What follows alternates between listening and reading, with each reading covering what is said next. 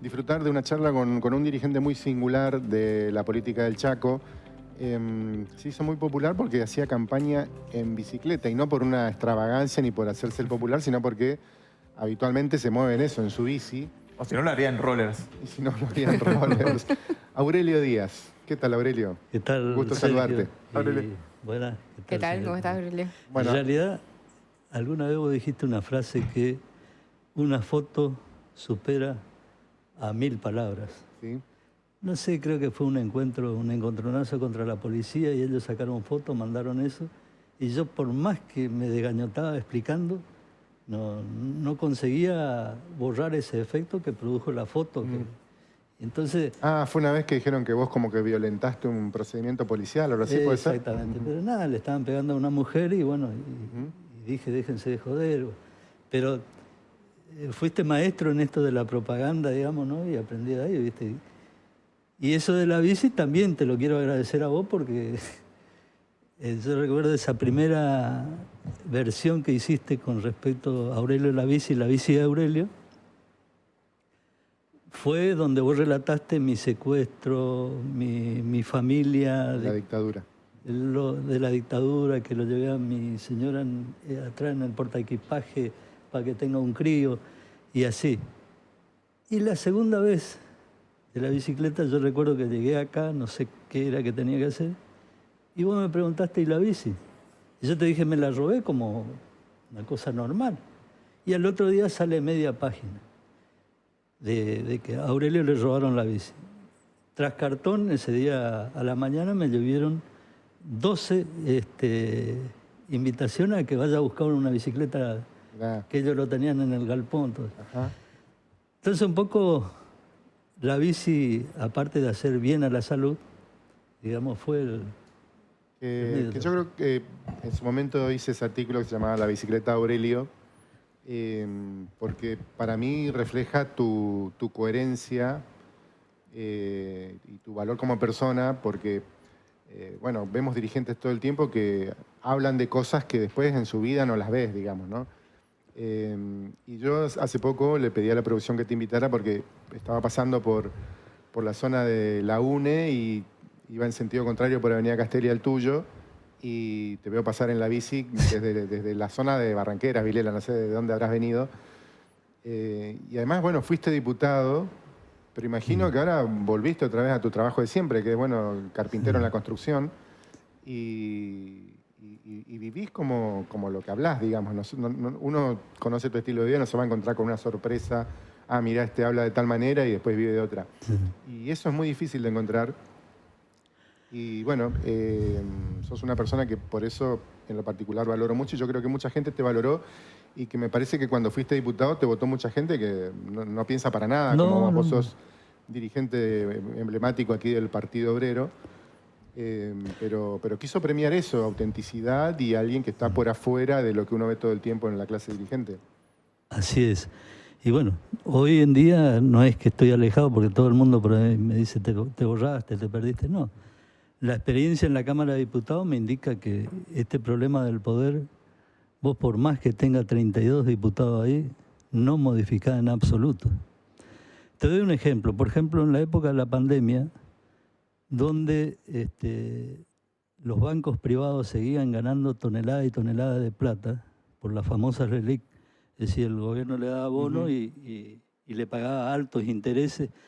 No sé cuánto parte del presupuesto nacional era eso. Entonces, en la Cámara de Diputados, un proyecto que era para evitar que le achaquen, digamos, a los trabajadores y a las capas medias, a los sectores pequeños y medianos empresarios, seguir aplicándole impuestos, tasas altas de interés. Plantea ahí un impuesto extraordinario a las grandes ganancias de los bancos privados. Es decir, hacer un porcentaje, un impuesto por única vez por el tema de la pandemia. Bueno, me sacaron pico abierto de ahí adentro. Entonces, en lo más mínimo, por ejemplo, ahí no se podía modificar. Por ejemplo, el tema de las tierras, cuando acá el gobierno nacional le entregó 4.000 hectáreas, el orden nacional le entregó a Capitaní. Planté, lotear ahí, salían cerca de 40.000 lotes. Y esto no lo digo porque si acá en el Chaco hay 10 tipos, o 20 o 100 tipos que no tienen vivienda, es un problema personal de ellos. No se cuidan en su finanza, gastan la plata en cualquier cosa. Ahora, cuando en una provincia de 1 millón de habitantes vos tenés más de 300.000 tipos, no lo podés acusar de borracho, que no se cuidan en su finanza, en su sueldo. Más de 300.000 sin techo. Sin techo, sí. La estadística lo dice. Digo esto de la estadística porque aprendí de Sarmiento cuando sale la ley de educación laica y gratuita, en 1884 creo que fue. Sarmiento manda a hacer un censo. Y en el censo ve ahí de que de la población en ese entonces de 10.000 tipos, había 2 que sabían leer y escribir. Y la idea política que se le ocurrió, la escuela pública. Es decir, que todo el mundo sea gratuito, que el Estado financie. Y así también acá en el tema de las viviendas, por ejemplo. Están las estadísticas, ¿no? Las estadísticas lo hacen cada 10 años. Y de ahí vos tenés que sacar alguna conclusión política. Entonces, también se implementó en la Cámara de Diputados de la Nación un recurso, digamos, que sale de los impuestos a los combustibles. Yo le pregunto a usted, y esto a todo el mundo, por ahí el que está viendo se va a reír, le pregunta a todo el mundo. Ustedes tienen autos que andan con nafta, ¿no es cierto? Yo le pregunto si alguna vez fueron al estacionero y le pidieron que le fíe. No, a nadie se le ocurriría. Nadie, ¿no es cierto? Ahora hagamos un ejercicio de imaginación en este segundo, acá, ahora, actualmente. Los millones y millones de litros de nafta que se está cargando en Mendoza, en Santa Cruz, en Formosa, en Buenos Aires, acá en el Chaco. Ustedes saben que casi la mitad de 1.500, creo que vale no, creo que subió ahora a 2.000. 2.000 la Premium ya. Sí, bueno, la Super está así en 1.500, 1.600. 1.500. Casi la mitad tiene que ir al fondo para la vivienda, que después lo transformaron y le dijeron, en la época de Macri, le dieron a los gobernadores que hagan lo que quieran con esa plata. Pero imagínense la cantidad de plata que se recauda en este segundo por impuesto a los combustibles, que tiene que estar destinado a la construcción de viviendas. Y acá entramos en el plano político, cuando Milei dice no hay plata. Ahora, ¿qué es? Por eso le pregunté si ustedes le piden fiado. Es plata constante y sonante. No es que vos le vas a pagar dentro de un mes el litro de nafta que cargaste. Esa plata ya está. Le pagás ahí y está. Ahora la desvían para otro lado. Entonces, el gran esfuerzo que estamos haciendo ahora es cómo construir esa organización para torcer el rumbo económico de esto. Pero no es un capricho marxista, digamos, o violentador de la democracia, como quieran llamarlo. Ellos están violentando absolutamente todo. Aurelio, Sí. ¿la diputación sentís que más te perjudicó que te benefició? Que hay gente que, yo escucho, por decir, bueno, Aurelio fue diputado y al final no hizo nada. En el sentido de que entras a un cuerpo donde vos sos uno entre 32, no Claro. podés imponer nada, pero quedás después ante el resto como que justamente no Sí. actuaste. Ante la sociedad se quedó como que uno no actuó. Te estoy dando estos ejemplos de los proyectos, digamos, del tema de la vivienda, el tema de economía, digamos, con respecto a los bancos. Eso no fue publicado en ningún medio. No se hace una laraca como cuando se pelean ahí hacen el circo esto, que pelean entre ellos, pero no pasa nada. Pero esas cosas que son fundamentales no se publica, digamos. Entonces, yo personalmente sí pienso que hice más cuando estaba afuera. Por ejemplo, el tema de las tierras, cuando se expropiaban. Hay más de 10.000 compañeros que hoy tienen su terreno propio. Y en eso quiero, aprovechando esto, hacer una salvedad. Jamás se nos ocurrió a nosotros ir a tomarle a un tipo que estaba ahorrando y dejándole 3, 4 terrenos para su hijo. Nunca. Es decir, los terrenos que se tomaban eran terrenos que estaban en la especulación de la época de la dictadura. O, por ejemplo, en Tirol, que ahí había una empresa inglesa, digamos, que se hizo dueño de todo Tirol y después le quedó tierra, no sé, hay un testaferro ahí, pero esas tierras tienen que ser cedidas a los pobladores, digamos, si quieren cóbrenle una cuota, pero el pueblo tirolense, por ejemplo, ya pagó a esas tierras, te puedo decir 100 veces más de su valor, con el esfuerzo, el trabajo que hizo todo ese pueblo en función de las grandes ganancias que obtenían las tanineras esas ahí. Entonces hay cosas que sí, yo creo que hice más afuera que adentro, digamos. Ujú. Ah, Y hoy, ¿cómo ves el escenario político? Pasaron las elecciones nacionales, Milei gana en la gran mayoría de las provincias, ahora es la primera minoría en la Cámara de Diputados de la Nación. Hay como un retroceso del peronismo, de las fuerzas de izquierda. sí, mira, hoy a contramano de eso relato lo que estoy haciendo, digamos, estoy yendo a los barrios, a los lugares de trabajo, a, a que la clase trabajadora tenga su conciencia de clase, es decir, que sepa que está en una clase social que no es la rica. Entonces eso hace que, por ejemplo, hoy en día aparece Milei. Que Milei no es un loco, no es un tarado, no es nada. Es un tipo que viene a defender intereses poderosos. Entonces, acá, por ejemplo, se va a tratar ahora la ley de reforma laboral, que es uno de los puntos que él quiere hacerlo ahora que tiene músculo, dicen, músculo legislativo. Ujú. Entonces, yo ahí hago una comparación con la ley de gravedad, digamos. Vos a la ley de gravedad no le podés aplicar una ley, un decreto. Es lo que es. Es lo que es decir, yo tiro esto acá, cae por ley de gravedad. Lo tirás esto en China, cae por ley de gravedad. Lo tirás ahí en Estados Unidos, cae por ley de gravedad. No le podés aplicar un decreto. Entonces, esta misma virome tiene dos cosas. Cuando analizamos nosotros los marxistas decimos tiene un valor de uso, que es para escribir, y un valor de cambio, que es el valor del trabajo del trabajador. A partir de eso hablamos todo lo que vos quieras. Entonces, esa ley de gravedad vos no lo vas a modificar en el sistema capitalista. Eso está. Entonces, hoy en día, el único ser animal que puede dominar a otro es el ser humano. Por ejemplo, un león no puede dominar a una manada o hacerlo trabajar.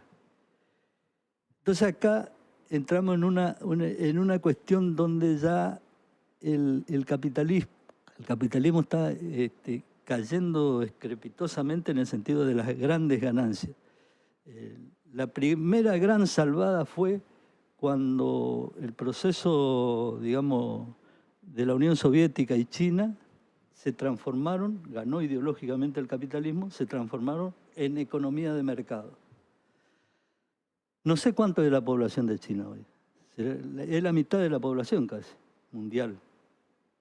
Serán 1.500 millones, 2.000 millones. 2.000 millones. No son la mitad, pero sí, son Bueno. más de 1.000 millones. Ahora imagínate el mercado que ganó el sistema capital. Claro. Ganó un inmenso mercado. Eso fue el triunfo del capitalismo ideológicamente, hizo caer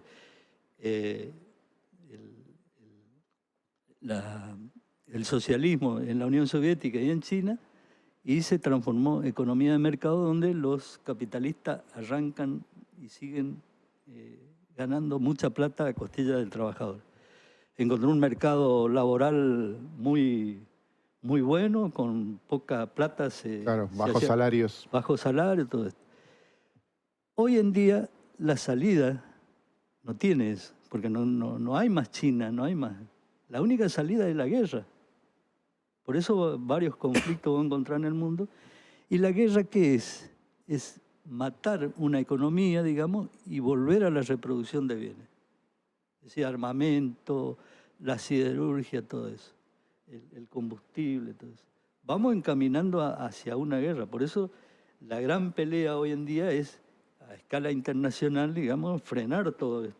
Aurelio, ¿qué pensás de lo que pasó en el Chaco, en el país, pero sobre todo en el Chaco, con los movimientos sociales? Con dirigentes que terminaron presos por lavar activos, porque usaron la plata para enriquecerse ellos. Mira, yo te cuento la experiencia, digamos, concreta de que uno, en el movimiento piquetero, digamos, cuando surgió porque vino una gran desocupación. La misma política que hoy está aplicando Milei de permitir la importación, eso va a llevar a más desocupación, porque las industrias, fábricas que están acá, es decir, no pueden competir con un mercado chino que le baja los precios. Y bueno, antes de producir acá, agarran y compran allá y revenden esto, ¿viste? Pero el plantel de 200, 300 trabajadores lo echa a todo al diablo y se produce una gran crisis. Entonces acá, cuando se produce la gran crisis, por ejemplo, vos tenés en Cutralcó o allá, eran compañeros que algunos eran ingenieros que estaban al frente de esas luchas, por el pleno empleo, por la ocupación, y le daban alternativa de salida al programa económico en ese entonces de Menem o de Cabal. Nunca fueron escuchados. Entonces, los movimientos sociales que nosotros ambicionamos crear, primero viene la etapa de la construcción de una organización para salir del marasmo, digamos, del hambre, la desocupación, todo eso. Entonces, no es que solamente le tocaba al Partido Obrero la desocupación o el hambre, todo, sino entonces armaba organizaciones de masa con compañeros peronistas, radicales, todo eso. Entre eso, el objetivo nuestro es sacar los mejores cuadros de la sociedad para la conducción política del Partido Obrero. Esto te lo digo así abiertamente y bueno, el que quiera escuchar que escuche y el que quiera enojarse que se enoje. Pero es así que hicimos nosotros. Y armamos los cuadros y íbamos armando y detectando, digamos, compañeros con esa capacidad. Primer síntoma es la solidaridad. Yo recuerdo bien que un compañero en la zona sur me decía, mirá Aurelio, acá vino 30 chapas y el gordo se está queriendo llevar 20 chapas y que nos repartamos entre nosotros. Una actitud honesta, ¿viste? Porque esas 30 chapas eran para el conjunto, no era para un solo tipo. Eso es lo que se medía primeramente. Y después, bueno, en la cuestión ideológica íbamos charlando. Entonces no hubo un contenido en la cabeza de los movimientos sociales de resolver los problemas, digamos, de la desocupación. No lo tomaban como cosa política, sino como cosa del momento, y ahí se anclaron con la participación de los gobernantes, que después vos te recordarás que el Movimiento General San Martín era el único movimiento desocupado que había acá en el Chaco, no había otro. Y después empezaron a agarronear los gobernantes, comprando un delegado, otro, y se degeneró totalmente. O sea, en la cabeza de los compañeros no funcionó nunca la cuestión social de solidaridad. ¿Eso es lo que pasó con, no sé, con Emerenciano, con Tito López? Totalmente, sí. Eso es lo que pasa. O sea, primaron las ambiciones personales y no Sí. la mirada política grande. Exactamente, eso es lo que primó y entonces, bueno, se convirtieron en patrones. No hay otro término, digamos, ¿no? En donde vos veías que estos tenían fortunas y los compañeros seguían en la más miserable miseria, digamos, ¿no? Cuando vos, el mecanismo de cooperativa es que todos participen y bueno, si hay 100 pesos es el sistema de cooperativa que ancló acá en el Chaco y hizo el Chaco, bueno, los agricultores se nucleaban ahí, bueno, y las ganancias se repartían entre ellos. Pero no se lo agarraba. Después, bueno, vinieron Anderson Clayton, los grandes grupos económicos, implosionaron con meter contadores, demás hierbas dentro de las cooperativas. O sea, hay movimientos sociales que terminaron siendo empresas capitalistas prácticamente. Sí, totalmente se dedicaron a eso, ¿viste? Utilizando el drama social que hay acá de la desocupación, de todo eso. Es decir, se anclaron en eso. No, yo no lo... Pero te digo, lo nuestro fue... yo me daba cuenta, por ejemplo, cuando hacíamos un corte de ruta. Íbamos 600, 1000 tipos.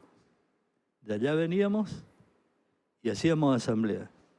Bueno, ¿por qué razón fue el corte, compañero? Bla. Y bueno, compañero, porque vos estuviste ahí al frente, gracias a vos tenemos esto, lo otro. Le decían, no, no es así, compañero. Si a mí me ponen un chaleco de fuerza y agarra a la policía, chao, se va al movimiento, le digo. Tienen que entender que si no participan todos, eso es imposible de hacerlo. Y eso tiene que estar en cada uno de sus cabezas, no en la mía. Bueno, esa comprensión cuesta, ¿viste? Es decir, yo hoy soy de la opinión de formar un partido de cuadro en esta actual situación de que han borrado de la cabeza de trabajadores y de toda la sociedad. Todo, vos le hablaba, bueno, las leyes que hizo Perón vienen de la lucha de Krieger-Bacena. Y van a creer que Krieger-Bacena es una marca de vino. Cuando en realidad en el 1918 murieron ahí en los talleres de Bacena, que fue ministro de Economía de una de las dictaduras, empezó a regularse el tema de la hora laboral, de la jornada de trabajo, todo eso. Después, en la época de Perón, se legaliza, se hace ley. Y hoy todas esas leyes, el sistema, estos grupos económicos se toman la revancha de que no haya más indemnización, de que vos tengas que trabajar 12 horas, de que todo esto está ahora en la reforma laboral. Volver a antes de eso, digamos. Bueno, Aurelio, un gusto verte. Gracias por estar aquí con nosotros y nos alegra que sigas pedaleando. Sí. De verdad. No. En el sentido más amplio de lo que eso significa. Sé que lo decidí de corazón, así que, no, yo le digo a la sociedad nomás que se vienen periodos de mucha lucha, mucha pelea, y no son la gente que va y corta la calle porque le gusta cortar, le gusta joderle la vida a otro.